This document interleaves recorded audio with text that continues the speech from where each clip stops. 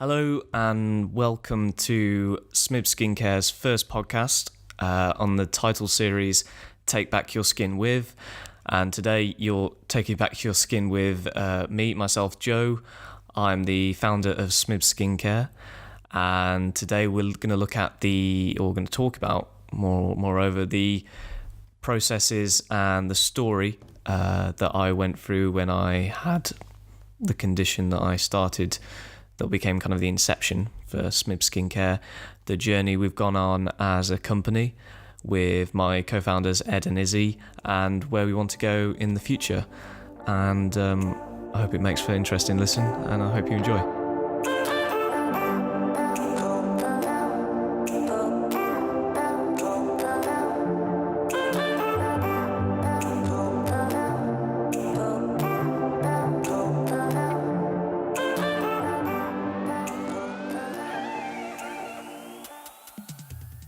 So I'm going to take you back to 2015. It's my final year of undergraduate study. I was studying in the US at the time, a place called Niagara University. So I was about 3,000 miles or so away from home. I was playing tennis out there and just finishing my degree. So it was October time and the weather had started to change in the area. And it started to become a lot cooler. And I kind of got this condition on my face called seborrheic dermatitis. It's kind of an inflammatory sort of condition. Anyway, it became quite flaky. Essentially, it's kind of dandruff that can affect your skin on your face and other parts of your body as well. So it wasn't particularly pleasant at that time, and it itched a lot. And that affected me quite a lot personally, thinking about kind of self-esteem and self-confidence at that time. I kind of really wanted to go out and socialise with friends, and I felt I couldn't because I had this thing on my face and I didn't feel comfortable at all going out. So I was able to go to a doctor's over there, and actually he was a dermatologist, and they prescribed me this medicine, and it was like a topical medicine. So I was applying it to my face, and it kind of lasted a week, and it went away, relatively quickly. So I was pretty pleased, and I felt, cool, I'm going to go ahead and feeling a bit more confident in myself. And then kind of a week later, it returned again. So I went back to the dermatologists, explained the problem, and they said, well, this condition, seborrheic dermatitis, is actually chronic, so it can keep returning and returning. And obviously that put a bit of a downer on me. Again, my self-confidence dropped. It wasn't very pretty. Didn't feel that good. But they prescribed me some more medicine, and I applied it again, and same as before, it went away. Fantastic. I was happy. I was smiling again, and then it kind of returned. And at this stage, I kind of started to slump into a real kind of, I wouldn't say depressed, but I was very low in confidence at this time. I didn't want to go out. I didn't want to go see anybody. It wasn't particularly good for my academic work at the time. I don't think I left my apartment for 3 weeks straight, and I didn't go to any university lectures or any classes, and I actually didn't even play tennis during that time, and that was quite a big thing given that I was over there to play tennis for the university team. So it affected me in a pretty big way, and then I thought to myself, well, I've got to do something about this. If these medicines aren't working, what can I do in some kind of way to help myself? So I turned to the internet and I started trawling through academic papers, trawling through loads of articles and websites, just in an attempt to find anything that could work for me. And then I looked at a few kind of different ingredients that might help, changing my diet at the time, which wasn't particularly bad anyway, but I started to add more green vegetables to the diet. Again, I don't know if that helped or not. at the time. But then I started to really knuckle down into this research, and I was looking at academic papers and journal articles associated with the condition that I had, seborrheic dermatitis. And then I looked at what kind of parameters cause the condition, i.e., is there anything that you could put on your skin that would make it worse or better?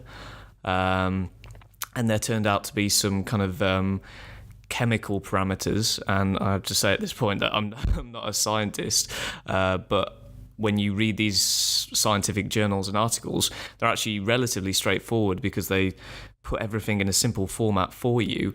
It's much easier to read than, say, a political journal or a historical journal with lots of complex theories. The scientific ones actually really detail it for you, which was good because I could find the results and the conclusions pretty quickly. And eventually I found some natural ingredients that I thought would adhere to these parameters that I'm talking about chemically, and would work for the skin. And so I bought, I think, 3 of them offline, and I started using them. I just mixed them together, no particular formulation or anything like that. I just put them together and I started applying it to my face, and lo and behold, the condition that I had been suffering with, seborrheic dermatitis, started to not come back. Initially at the start, I think it came back a couple of times, then I altered the formulation slightly, and then it stopped coming back. And at this point, I was just so relieved, like really happy, because I'd been able to sort it out. Whilst at the same time, I was thinking how many other people have gone through kind of a similar situation that I did at that time, and it made me realise that I wanted to kind of share this message a bit further. And we got to 2016. I think this was February 2016 at this time. So I'd had the problem late 2015. I'd come back actually for Christmas holidays and then been able to sort it out.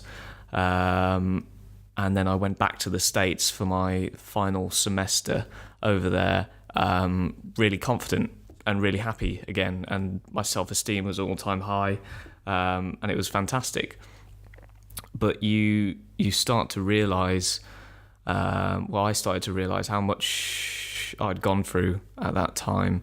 It might seem like a small thing to some people, but for me, it really kind of affected me. So it was just, it wasn't a good time at all. But saying that, I was able to get through it, so I was really happy.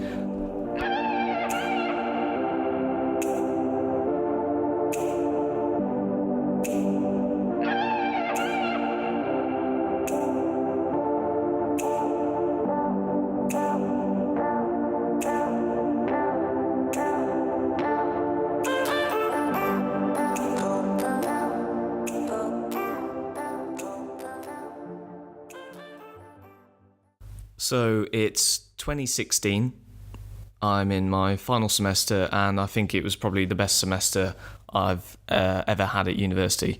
And I think really that came about because I was just so much more confident in that I'd been able to manage this skin condition that had really affected me mentally and physically in the year prior. And I was just so happy that I just felt confident. So, as I said before, it got to the stage where how can I share this with more people? And at the time when I was going through my problem, I was speaking a lot to my best friend Ed, one of my best mates back from home, and my sister Izzy, and we were trying to come up with ways that we could share this formulation that I had, and potentially more, for people who also suffer from comparable conditions. So Smibbs Skincare essentially started probably just after I graduated from university, came home to the UK and had a sit down with Ed and Izzy and tried to think about ways we could move this on. And we started to plan. I started to do more research. I say more research about the condition itself, more research about how to start a company in the first place, because that can be a very difficult thing in itself. And then put together kind of like a plan to go forwards. And by this time, we'd kind of reached the end of the summer 2016, and I was doing a master's course, and I had another year at education. I was like a perpetual student at this point, and at universities they offer loads of kind of business plan competitions and whatnot. So at University of Bath there was this business plan competition that I kind of entered and put the idea forward. But what they help you really do is kind of understand your idea or your concept and business and how you can bring that forwards to reality. So with a load of different documents you create, like a smaller business plan, kind of different aims and objectives, the finances, whether it's actually viable to undertake something like this. And after kind of going through a number of iterations of creating business plans and tailoring different ideas and pitching the ideas, it kind of gave myself and Isabel, Ed, some confidence in realising the fact that we can do something here. So this is towards the back end of 2016. So a year on from when I had my problems with seborrheic dermatitis. And we were kind of moving through with this competition at Bath. And Izzy and Ed were actually at Nottingham University, and they have a comparable business plan competition there. So we entered that, and it was kind of like this was still early on in the whole business idea and whatnot, and there was a pitch that every team had to do, and this was a 3-minute pitch of kind of the idea and the story behind it. And it was in front of about 300 people, and I went up there and kind of gave this pitch, and people reacted to it in a really nice way. It was kind of the first instance that we'd felt not just us believing in an idea like this, but other people. Not only for, I think, the kind of trying to manage and solve certain skin problems, but the whole idea and the story behind it, particularly from like a mental health standpoint and how important that is in today's world. And I say that really impacted myself, and I think my parents and Ed's parents, and well, Izzy's parents were my parents as well, brother and sister, and that gave us a bit more confidence in the idea. So what time is this now? So we're in kind of 2017 now. Wow. So it's been kind of a year and a half since I had seborrheic dermatitis and the problems, and we're getting to the stage now where, right, let's start the company. So we incorporated the company, and it started to become more serious in terms of really thinking about what we're going to do. And the fact that we can't just kind of create one product, there has to be more. And we came up with our kind of tagline, which is "Take Back Your Skin." And essentially, take back your skin means giving someone the opportunity to take control and take back their skin, being able to manage it in a way that's accessible, so at a good price, that's natural as well, and kind of the premise that it comes from sustainable sources, and there's a kind of a face to the brand and the organisation that we've created, to create a trust between us and the customer. Not the customer per se, but building a community. I think that's the most important thing, because if you've ever spoken to someone who's got kind of particularly a skin problem, there's always a story behind it, and people are very empathetic, I think, about different people's skin problems, because we all know someone who might have had a skin issue problem in the past. And yeah, that became kind of our mantra moving forwards. So we get to, where are we now? The summer of 2017, and things start to become a bit more real. We go out to a natural formulation company who start to take our ideas and kind of turn them into reality, and they kind of help us understand kind of what we need to go through kind of manufacturing wise, different protocols to go through, different testing phases to go through in terms of skincare and being able to sell it on the market. So we kind of get all those details together and start to move even further forwards with a real company and a real business and real products. And at the time, we'd developed a kind of natural cleanser. This was mostly kind of working off research that we conducted, academic research again, particularly around these natural ingredients, and a hand cream as well, which we needed a slightly bit more help with the natural formulation company. So things are starting to go well in terms of moving the business forwards. We have kind of an action plan, and things start to become quite interesting. So we get to the end of 2017.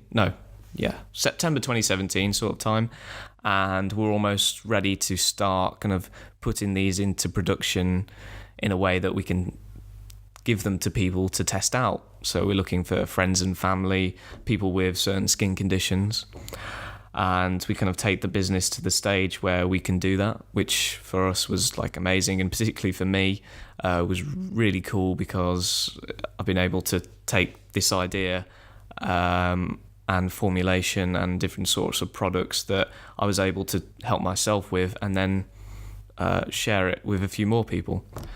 So we move on to around November time, and people start to get these sample packages. We start to understand more about the company, the branding, how people feel about the packaging, what they would change, and if we could develop it in different ways. And we start to understand more about the finances and the importance of keeping track of your finances, really writing everything down and noting anything down. I think that's a really big thing. And so we get all this feedback back, and this is around Christmas time. So this Christmas just gone, and we're at the stage now where we're kind of ready to go, ready to launch. We've made a few changes that we needed to based on feedback from our sample tests. Everything had gone okay. Nobody had reacted in any adverse kind of way to all three of the products. The kind of rebuild serum that we had at the time that was for seborrheic dermatitis, and we actually found out during our sample testing that it was really good for eczema. So that was fantastic. Our cleanser was working for people, and our hand cream was working for people of all different age groups as well, which is fantastic, because of course common skin complaints like the ones we're trying to help can affect anyone at any age. So that, I mean, it was just fantastic being able to change someone's, I wouldn't say life, but make them more confident in themselves at the same time, which is, I think, the whole idea of what we were trying to achieve. And finally, we get to February 2018 this year, and February 10th, exactly a year after the business was incorporated, which was pretty cool. I don't know, it's just worked out like that. We launched, and it was just amazing to see the kind of response we had in terms of, I wouldn't say empathy, but people understanding where we were coming from, what we were trying to do, and kind of being able to tell our story, and then people responding in the ways that they did in really nice ways, and it was amazing. And yeah, the last couple months have been really cool, actually moving towards selling products, but at the same time receiving more feedback and better responses from people who are using the products and are benefiting from them, and it's starting to change them, particularly their confidence and self-esteem.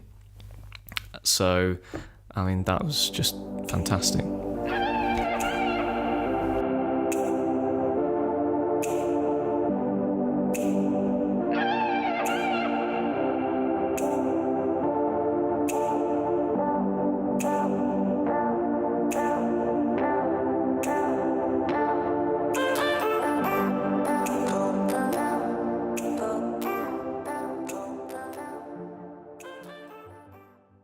Where does Smibbs Skincare go next? Well, we've started to think about ways we could help individuals and people more, and at least spread our message a bit wider. And that's one of the reasons we started this podcast, actually, is to have people on the show who've had a condition, for example, and then being able to explain their story, and understand more, I feel, about the mental processes that people go through when they suffer from skin conditions. And particularly as we live in such a kind of digitized world, almost a superficial world in some kind of ways, where people's perceptions of someone can be very quickly judged on visual impacts. It's started to become a very big issue for people in their everyday lives. I think we're all under some sort of pressure to, I don't want to say look good, but really feel good, and we want to feel good and look good in so many situations. And I think understanding where people come from when they think about these things is very important, which, as I say, is one of the reasons we started this podcast. And we also thought from a perspective of sustainability and what impacts can we have on the wider community, and particularly the environment moving forwards, is we looked at one of the big problems that's happening around the world right now, and that is kind of global bee populations decline. And bees are very important, of course, for the pollination of different plants and whatnot, which can yield crops and different types of biodiversity. And bees are so important for global biodiversity, not just local. And they're so important for food security for the world. If bees aren't pollinating, food won't grow, crops won't grow. And that got us thinking that the ingredients that we use, these natural ingredients that we use in our products, are directly influenced by kind of the pollination that bees do. So that we create that kind of, there's a direct link there between the bees and Smibbs Skincare. So what we've started to do is we are partnering with a local apiary, and apiary is actually the name for a collection of hives, which I didn't know about until very recently. But we're partnering with a local apiary in Shropshire, and Shropshire's where myself, Izzy, and Ed are from. And the whole idea is to kind of sustain these beehives so that they can continue existing and being important for biodiversity, at least in Shropshire for now. But I want to, and I think we want to, as a company, develop this further in ways we can spread our impact further around the world, to help out with bee colony sustainability in a number of locations across the world, because that's really important to us. And I think we're at the stage now where we're about to partner with this apiary in Shropshire, so we can start providing them with any money that's generated from a percentage of the unit price of the products that we sell. So every time that you buy a Smibbs Skincare product, you are also helping the sustainability of bees in Shropshire for now, but hopefully the world in the future, and that's amazing. So that's where we want to be from an impact point of view going forwards. And as I say, so we got kind of like this, we want to understand more about the mental health issues within skincare. We want to understand the natural ingredients within skincare. We want to get different perspectives about that. We want to help kind of the environment. And yeah, we just want to keep moving forwards with the company and grow and create a community that wants to, as I say, using our tagline again, take back your skin. We want to help people take control and take back their skin. And I hope you could join us on our journey moving forwards. And we're really looking forward to what's going to happen over the next few years.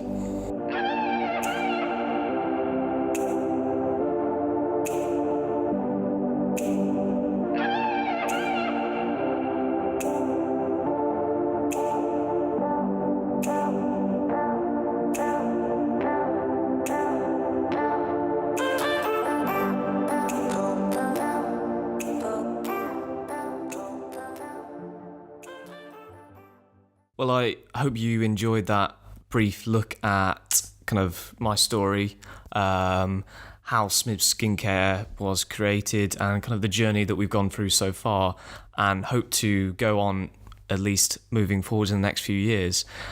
And we're going to continue this podcast. And our next podcast, we're set to meet with actually one of the people who've used our products and it's had a direct impact on their lives going forwards, and that's going to be a really interesting listen, and I hope you guys can join us for that one.